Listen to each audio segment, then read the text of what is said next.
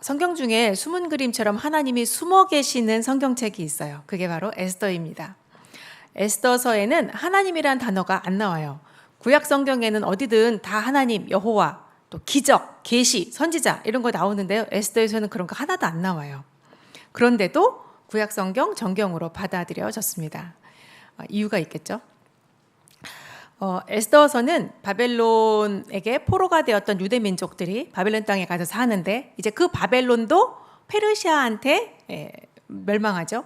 그래서 페르시아 제국에 흡수되어서 여러 곳에 흩어져서 살아가고 있는 소수민족 유대인들의 이야기를 기록하고 있습니다. 예레미야가 예언한 바벨론 포로기 70년이 지났어요. 그리고 유대인들은 예루살렘으로 귀환했습니다. 그리고 예루살렘 성전도 재건합니다.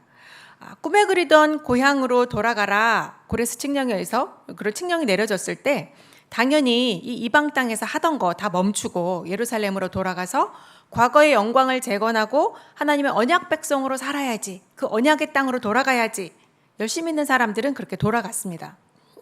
그런데 그때 안 돌아간 사람들이 있었어요. 왜 안 갔을까요? 여기에 뿌리 내리고 터 잡고 살다 보니 그동안 재산도 좀 불고 생업도 있고 이걸 한순간에 정리하고 고향으로 돌아가면 뭐 해 먹고 살지? 이런저런 걱정도 했을 거예요. 그래서 그냥 거기 눌러 앉아서 사는 사람들이 더 많았습니다. 근데 그들은 생각했을 거예요. 여기에도 하나님이 예언하셨던 그 기간이 끝난 이 이방 땅에도 하나님이 계실까? 우리같이 언약에 신실하지 못한 사람들한테도 하나님은 계속 관심을 가져주실까? 에스더서의 주요 등장인물 중 하나인 이 모르드게는 어떤 순간이 오기 전까지는 자신이 유대인이라는 것을 드러내지 않았습니다. 철저하게 페르시아에 동화되어서 가능하면 페르시아인처럼 살고 싶어 했던 것 같아요. 물들어서 적당히 타협하면서. 그러니까 자연히 그런 생각하겠죠. 하나님은 저기 저 예루살렘에서 거기에만 계셔. 하나님의 영광, 하나님의 은혜는 거기서 수고하며 성전 건축하는 사람들에게만 임하셔. 그들에게만 내려주시는 것 같아. 하나님의 능력은 저기 저 예루살렘, 저기 저 늘 기도하는 저 권사님에게만 임하시는 것 같아. 꾸준히 기복 없이 신앙생활 잘하는 사람들에게만 하나님의 은혜와 능력이 자주 나타나는 것 같아. 나처럼 이렇게 적당히 세상과 타협하면서 살고 신앙인이라는 것도 어떤 때는 가끔 숨기면서 살고 이런 나 같은 사람한테는 하나님의 은혜나 능력이 잘 안 느껴져. 여러분, 하나님은 거룩하게 살고 성경을 존중하고 이렇게 믿음이 있고 이런 사람들 속에서만 역사하실까요? 반대로 성경을 무시하고 아나무인이고 하나님을 욕하고 그렇게 사는 세상 속에서는 하나님이 안 먹히지 않을까요? 솔직히 안 먹힐 것 같죠. 하나님을 무시하는 내 남편, 우리 시댁 식구들, 하나님 이름만 들어도 코웃음 치는 청소년들, 그런 사람들한테 하나님 이야기가 먹힐까요? 사실 이런 걱정은 우리가 하죠. 우리가. 하나님은 그런 걱정 안 하십니다. 하나님은 우리가 지적으로 알고 동의를 해줘야만 그래야만 일하실 수 있습니까? 우리가 그분의 존재를 인정해 드려야만 그분이 능력을 행하십니까? 그분은 사람의 인정이나 동의가 필요치 않으신 분입니다. 세상 어느 곳에서나 어떤 상황에서나 누구에게나 역사하시는 전능하신 하나님이십니다. 심지어 하나님을 대적하는 자들도 도구로 사용하실 수 있는 그분은 역사의 주권자이십니다. 이것을 말해주는 것이 에스더서입니다. 성경에는 기록되어 있지 않지만 에스더서 1장 그리고 2장 요 사이에는 약 한 4년간의 공백기가 있습니다. 아하수에로 왕의 아버지 다리오 1세 때부터 페르시아는 그리스 정복을 꿈꿨어요. 에스더서 1장에 보면 180일에 걸친 잔치가 기록되어 있습니다. 6개월 동안 잔치를 해요. 근데 이거는 아하수에로가 왕위에 오르자마자 피지배국이었던 이집트 그리고 바벨론의 잔당들이 반란의 조짐을 보이자 그거를 정벌하고 나서 그것을 축하하는 잔치였습니다. 그리고 그 축하하는 기운을 이어서 이 페르시아의 수건 사업인 그리스 정벌의 전쟁에까지 그 기운을 이끌어가기 위해서 그런 계획으로 지금 성대한 잔치를 벌이는 것입니다. 그리고 그 잔치 끝에 지방관들을 위해서 다시 7일간의 잔치를 또 합니다. 이 지방관들이 사실은 전쟁의 돈줄이고 전쟁의 실세들이거든요. 그래서 술김에 아하수에로는 이들에게 왕후 와스티를 보여주고 싶어 합니다. 분위기를 더 끌어올리고 싶어서. 그런데 와스티가 이걸 거절하죠. 지금 왕을 중심으로 똘똘 뭉쳐야 하는 중요한 순간이에요. 그래야 그리스 정벌하러 가는데. 근데 거기에 찬물을 끼얹는 행동을 합니다. 그래서 와스티는 폐위당합니다. 그리고 아하수에로는 이제 그리스와의 전쟁에 나갑니다. 근데 참혹하게 깨지고 돌아옵니다. 완전히 지고 돌아와요. 그리고 역사학자들은 이 이후에 이 아하수에로 왕이 향락에 빠져서 살았다라고 기록합니다. 그리고 또 어떤 역사학자들은 이 아하수에로가 보통은 크세르크세스다라고 말하는데 사실 그렇게 하면 그렇게 연도수가 잘 안 맞는 몇 가지가 있어요. 되게 심각하게 안 맞는. 그래서 어떤 사람은 이거는 다리오 1세다 이렇게 말하는 사람도 있어요. 근데 성경은 어쨌든 이런 것에 대해서 자세히 말하지 않습니다. 역사적 사실과 진위 여부를 따지기보다 앞서 말한 대로 이 에스더의 기록 목적이 뭐냐, 하나님께서 대체 이 에스더서를 통해 우리에게 뭘 말씀하려고 하시는 거냐, 여기에 집중을 해보려고 합니다. 첫 번째는요, 거저 주시는 은혜가 있더라라는 겁니다. 자, 에스더서 2장에 보시면 새로운 왕비를 뽑는 과정이 소개되고 있습니다. 7절에 에스더는 용모가 곱고 아리따운 처녀다라고 소개해요. 그래서 왕비 후보군으로 먼저 뽑힙니다. 여기까지는 에스더의 능력이에요. 외모도 능력이니까. 그 능력으로 뽑혔어요. 그리고 2장 8절 9절에 가보시면 이렇게 말씀하십니다. 2장 8절에서 9절 상반절입니다. 왕의 조서와 명령이 반포됨에 처녀들이 도성수산에 많이 모여 헤게의 수하에 나아갈 때에 에스더도 왕궁으로 이끌려가서 궁녀를 주관하는 헤게의 수하에 속하니 헤게가 이 처녀를 좋게 보고 은혜를 베풀어. 헤게가 왜 에스더를 좋게 보고 은혜를 베풀었을까요? 이런 비슷한 건 15절에도 또 나와요. 15절에 보시면 모르드게의 삼촌 아비하일의 딸 곧 모르드게가 자기의 딸같이 양육하는 에스더가 차례로 왕에게 나아갈 때에 궁녀를 주관하는 내시 헤게가 정한 것 외에는 다른 것을 구하지 아니하였으나 모든 보는 자에게 사랑을 받더라. 에스더는 딱히 노력하는 것 같지 않은데 보는 사람들마다 다 에스더를 이쁘게 봐요. 자, 그리고 17절. 드디어 에스더가 차례가 되어서 왕과 동침하러 갑니다. 그때 왕이 모든 여자보다 에스더를 더 사랑함으로 그가 모든 처녀보다 왕 앞에 더 은총을 얻은지라. 아니, 이거는 강제로 뭘 정하거나 강제로 조작할 수 있는 게 아니잖아요. 에스더가 왕비가 되는 과정을 보면 누가 봐도 이거는 에스더의 능력이라기보다는 보이지 않는 하나님의 은혜와 섭리가 더 결정적인 요소였다는 것을 알 수 있습니다. 여기 예루살렘이 아닌데도, 에스더가 그렇게 큰 신앙심을 보여주지도 않았는데도, 심지어 미모로 인생 역전을 꿈꾸는 것 같은 그런 에스더처럼 보이지 않아요? 그런 에스더였는데도, 그런데도 하나님의 은총과 섭리가 여기에도 임합니다. 자, 이번에는 모르드게 이야기를 한번 볼까요? 2장 5절에 보면 모르드게를 소개할 때 이렇게 소개합니다. 도성 수산에 한 유다인이 있으니 이름은 모르드게라. 그는 베냐민 자손이니 기스의 증손이요 시므이의 손자여 야일의 아들이라. 여기 익숙한 이름 하나 나오지 않아요? 익숙한 이름. 기스 나오죠. 이거 누구예요? 사울 왕 아버지. 자, 모르드게는 베냐민 족속이었고 사울 왕가의 일원이었습니다. 자, 또 모르드게를 2장 19절에 가면 이렇게 소개해요. 처녀들을 다시 모을 때에는 모르드게가 대궐문에 앉았더라. 처녀들을 다시 모을 때, 그러니까 에스더가 왕후가 된 다음에도 이 처녀들은 아마 계속 모집했던 것 같아요. 향락에 빠져 살았다 그랬잖아요. 자, 그때 모르드게가 대궐문에 앉았더라. 대궐문에 앉았다는 것은 그가 관료였다는 것을 뜻합니다. 이게 어쩌면 자신의 출신을, 유다인이라는 출신을 밝히지 않은 이유요, 예루살렘으로 돌아가지 않은 이유도 될 것입니다. 자, 그리고 나서 뜬금없이 어떤 한 이야기가 이 2장 말미에 들어가 있습니다. 그 이야기 내용이 뭐냐 하면 모르드게가 우연히 아하수에로 왕 암살 사건을 사전에 알고 그 일을 막아줘요. 그런데 왕의 시해 음모를 막았잖아요. 그러면 상을 줘야죠, 당연히. 근데 이상하게 그거 상 안 주고 그냥 넘어갑니다. 납득할 수 없는 일이지만 어쨌든 그렇게 넘어가요. 이제 우리는 알죠. 이게 나중에 어떤 한때를 위한 복선이라는 것을 우리는 압니다. 보세요. 모르드게가 우연히 왕의 암살 음모를 알고 왕을 구한 것도, 그리고 그 공에 대한 보상 없이 그냥 지나간 것도 우연을 가장한 하나님의 섭리가 곳곳에 숨어 있습니다.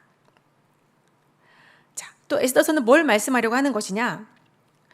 도약하는 시기가 있다는 거예요. 하나님은 우리를 있는 모습 그대로 사랑하시지만 절대 거기에 머물러 있게 하시지는 않습니다. 자, 어떻게 이끌어 주시느냐? 자, 모르드게는 자신 출신을 숨기고 살았잖아요. 그런데 그것을 드러낼 수밖에 없는 어떤 한 사건이 생깁니다. 자, 에스더가 왕비가 된 지 어느덧 5년이 지났을 때의 일이에요. 3장 1절과 2절을 함께 같이 읽어보겠습니다. 3장 1절에서 2절입니다. 시작. 그 후에 아하수에로 왕이 아각 사람 함무다다의 아들 하만의 지위를 높이 올려 함께 있는 모든 대신 위에 두니 대궐문에 있는 왕의 모든 신하들이 다 왕의 명령대로 하만에게 꿇어 절하되 모르드게는 꿇지도 아니하고 절하지도 아니하니. 모르드게가 하만에게 절하라라는 왕의 명령을 거절하고 나는 유다인이기 때문에 절하지 않겠다 선언합니다. 자신의 정체를 드러내요. 여기서 우선은 꿇어 절하다 이 말은 신에게 경배하다 제사하다 할 때 쓰는 그런 단어예요. 아무리 모르드게가 신앙심이 없기로서니 이렇게 우상 숭배는 안 되잖아요. 그래서 거절해요. 게다가 하만을 소개할 때 성경에서는 아각 사람 함무다다의 아들 이렇게 나옵니다. 아각이라는 단어가 성경 어디에 나올까요? 지명은 아니에요. 아각이라는 말은 사무엘상 15장에 나옵니다. 사울 왕이 하나님의 명령대로 아말렉과 전투를 하러 나가죠. 아말렉을 다 진멸하라라고 명령하셨는데 거기에 살려둬요. 아말렉 왕 아각을 살려두고 그의 소유, 좋아 보이는 소유 몇 개를 이렇게 뒤에 꽁쳐둡니다. 그러니까 하만을 아각 사람이라고 하는 걸 보니 아말렉의 후손인가 다들 이렇게 추측합니다. 뿐만 아니라 하나님조차도 이 아말렉에 대해서는 굉장히 안 좋은 감정을 갖고 계세요. 왜냐하면 출애굽 당시에 이 이스라엘 백성들의 그 행렬에 뒤에 처진 약한 사람들을 이 아말렉들이 쳐서 약탈하는 일이 있었습니다. 이것에 대해서 하나님은 분노하시고 대대로 아말렉과 싸우겠다, 그들을 천하에서 기억도 못하게 하시겠다 예언하신 바가 있습니다. 자, 하만은 어쨌든 모르드게가 유대인인 것을 알고 이런 민족적인 감정, 종교적인 이런 배경들이 다 엉켜서 어쨌든 하만은 모르드게가 유대인인 것을 알고 그와 그의 민족을 죽이겠다고 합니다. 근데요, 사실 더 깊이 숨겨진 이유는 있어요. 유대인들이 페르시아 전역에 흩어져 살면서 오랜 시간이 지났잖아요. 유대인들의 특징 뭐예요? 부자야. 그냥 앙심을 품면 모르드게 하나만 죽이면 되는데 모르드게를 그냥 빌미 삼아서 유대인 전부를 죽이고 그들의 재산을 탈취하라라고 하는 조서를 꾸미게 됩니다. 돈을 뺏고자. 자, 근데 어쨌든 대단하지 않습니까? 모르드게가 자신의 정체성을 드러냈어요. 후폭풍이 이렇게 심할 줄은 몰랐겠죠. 어쨌든 세상과 타협하며 살던 사람이 용기를 내서 나 유대인이야, 나 하나님을 섬기는 사람이야 이렇게 했으면 기특하잖아요. 복을 주셔야죠, 하나님이. 근데 정반대의 일이 일어납니다. 하만이 앙심을 품고 모르드게와 유대인들을 다 죽이겠대요. 뇌물까지 써가면서 왕에게 허락을 얻어 조서를 쓰고 이것을 페르시아 전역에 공표합니다. 아니, 제 깐에는 그래도 기껏 용기를 내가지고 나 유대인이야 했는데 되려 화를 당해? 괜히 했어. 괜히 믿음을 사용했어. 그냥 조용히 있을걸. 우리 교회에서도 가끔 그렇게 말씀하시는 분들이 있어요. 그냥 조용히 교회 아웃사이더로 살아도 되는데 전도사님이 하도 권해가지고 그냥 기껏 용기 내서 목장 모임에 들어갔어요. 근데 들어가 봤더니 어때? 내 수준이 너무 초보적인 것 같아. 다들 말씀 나누는데 보면은 나만 너무 미쳐내. 부끄러워.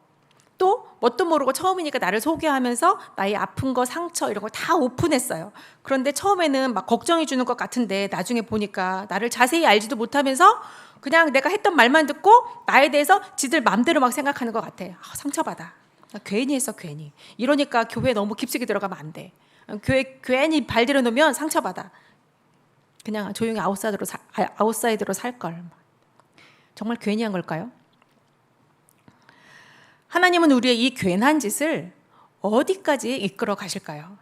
괜한 양심 선언 때문에 예기치 않은 고난을 당하게 된 모르드게와 유대인들, 괜한 마음고생을 하게 되는 우리들, 그리고 왕궁에 묻혀 자신만을 위해 살고 있는 에스더. 하나님은 이들 모두를 깨우고 하나님의 목적으로 이끌어 가십니다. 자, 3장 7절을 한번 볼게요. 3장 7절 말씀입니다. 에스더서. 아하수에로 왕 제12년 첫째 달 곧 니산월에 무리가 하만 앞에서 날과 달에 대하여 부르 곧 제비를 뽑아 12째 달 곧 아달월을 얻은지라. 하만은 유대인들을 죽이려고 부르 제비 뽑기라고 우리가 흔히 알고 있는데 뭐 주사위처럼 생긴 것일 수도 있고 어떤 왕은 봉투를 뽑았다고도 기록이 남아 있습니다. 그러니까 이거 쉽게 말하면 신탁을 한 거예요. 신탁. 신에게 묻는 거예요.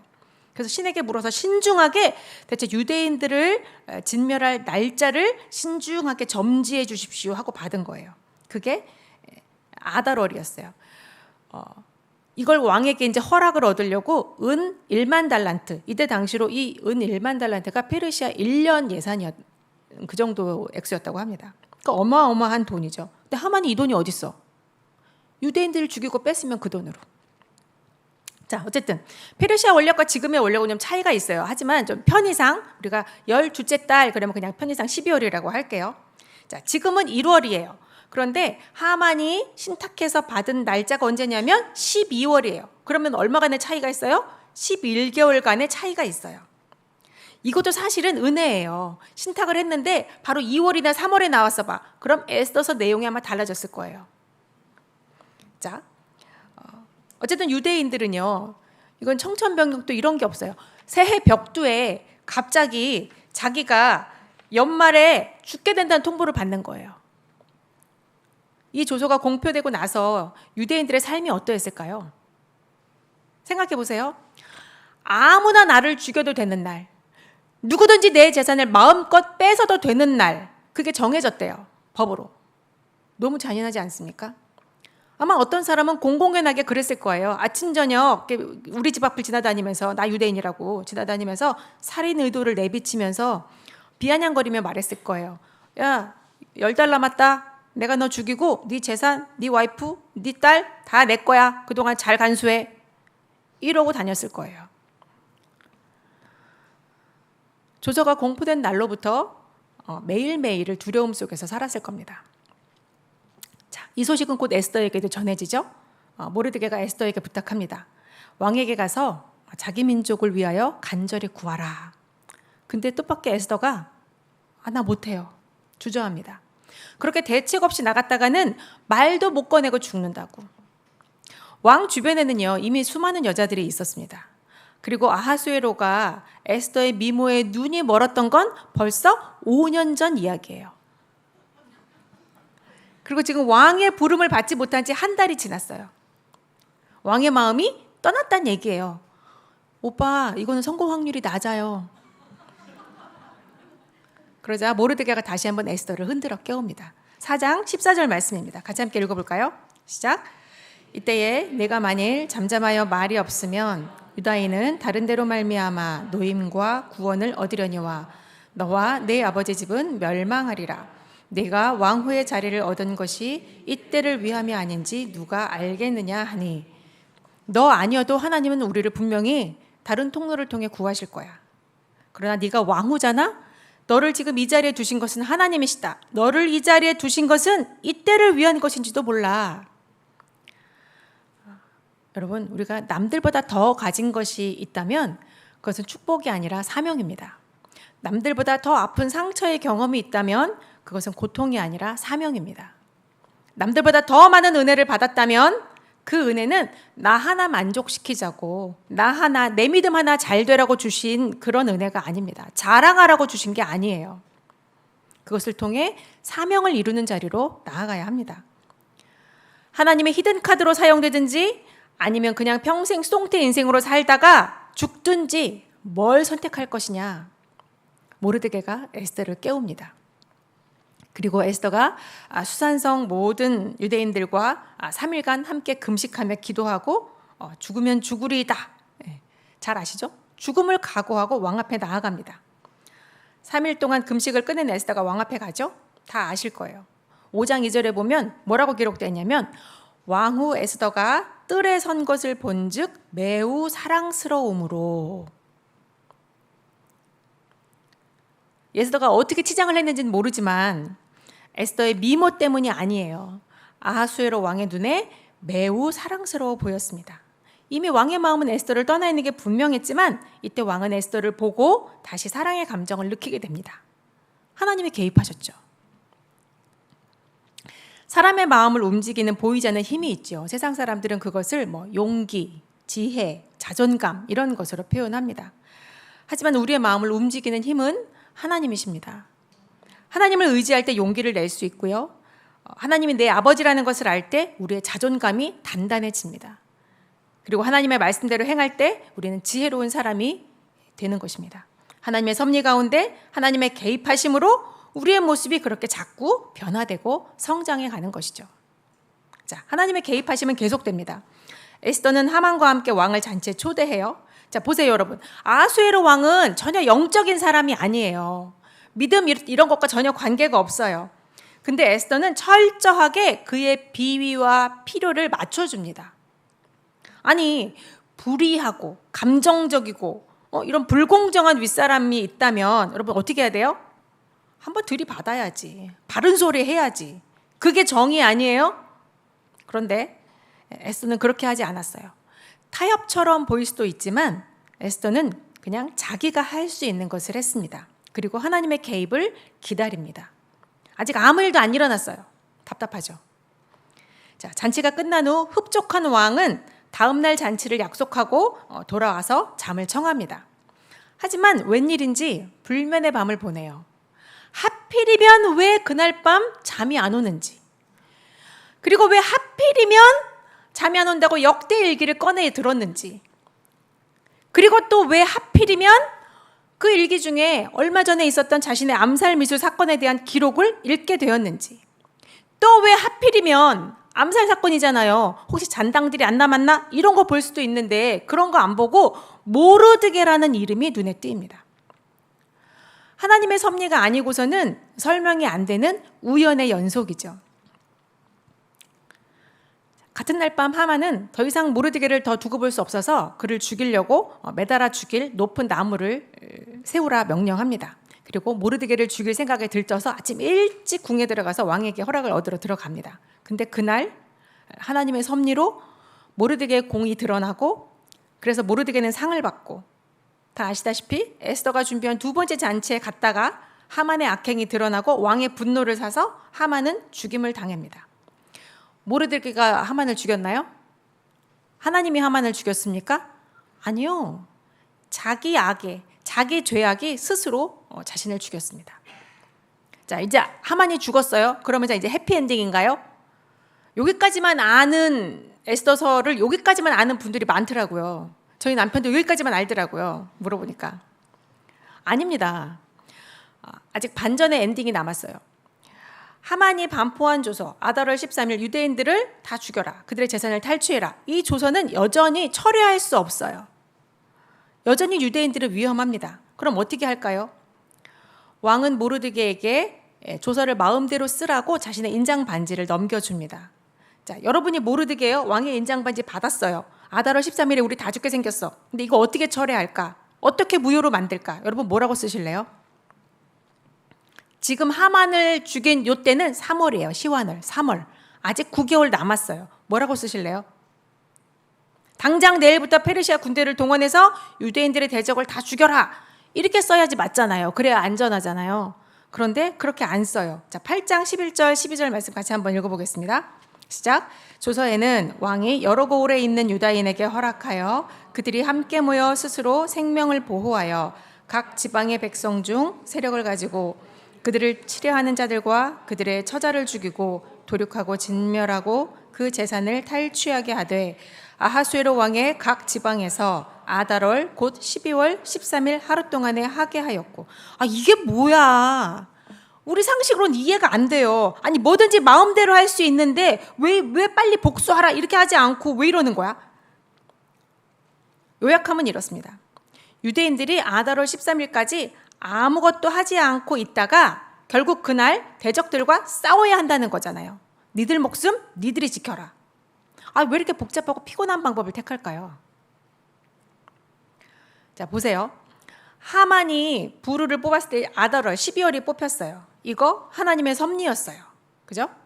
자, 위기 속에서도 수많은 하나님의 섭리와 관여하심으로 하만이 자신의 죄악 때문에 죽었습니다. 하나님의 섭리죠. 그리고 지금 이 기회와 권한이 모르드게에게 주어졌어요. 그러면 이것이 하나님이 주신 걸까요? 안 주신 걸까요? 하나님이 주신 건 줄 분명히 알았습니다. 그래서 모르드게는, 하나님은 지금 유대인들을 죽이려는 적들을 복수하는 게 목적이 아니에요. 그들에게 돌아설 기회를 주시는 것입니다. 복수가 목적이었으면 당장 내일부터 페르시아 군대를 동원했죠. 복수도 하나님의 뜻에 달려 있음을 인정하는 것입니다. 자, 드디어 아달월 13일이 됐어요. 유다인들은 지난 9개월 동안 아하수에로 왕의 보호 아래 두려움의 대상이 되었습니다. 유다인을 미워하던 자들은, 유다인들의 재산을 노리던 사람들은 결국 대부분 마음을 바꿔먹었어요. 그러나 끝까지 유다인들을 대적하던 자들 7만 5천 명은 그날 죽임을 당합니다. 그리고 수산성에서만 이틀 동안 800명이 죽습니다. 여러분, 하만이 죽었다고 저절로 다 해결된 게 아니었어요. 유다인들은 힘을 모아서 9개월 동안 전쟁을 준비했습니다. 그리고 대적들과 그날 싸워야 했습니다. 가만히 있는 게 아니에요. 은혜를 경험했다고, 섭리를 깨달았다고 가만히 있어도 되는 것이 아니에요. 하나님의 섭리와 간섭하심은 우리를 새로운 길로 인도하십니다. 그 길로 우리를 따라오라고 하세요. 그거는 내가 생각하는 해피엔딩이 아니에요. 내가 생각하는 해피엔딩은 당장 내일 페르시아 군대 다 동원해서 싸그리 싹 몽땅 다, 이게 내가 생각하는 해피엔딩이잖아요. 근데 그렇지 않아요. 두려움과 죄악과 싸우며 그 길을 걸어가야 하는 것은 우리의 몫입니다. 걷지 않았는데 저절로 공간 이동해서 딱 도착지에 가는 일, 그런 건 없어요. 승리라는 것은 싸워야 얻어지는 것입니다. 싸워야. 자, 유다인들은 슬픔이 변해서 기쁨이 된 이날, 유다인들이 구원을 얻은 이날, 이것을 기념해서 아달월 14, 15일을 불임절로 지키게 되었습니다. 모세오경에는 이게 없죠, 절기가. 근데 지금까지도 유대인들은 이 절기를 지킵니다. 여러분, 겹쳐 보이는 거 있지 않으세요? 보세요. 슬픔이 변해서 기쁨이 되었다. 죽음이 변해서 생명과 구원의 날이 되었다. 이게 불임절의 기원이라면 뭐가 떠오르십니까? 예수님이 떠올라요. 예수 그리스도. 예수님이야말로 진정한 불임절의 주인공이 아닐까요?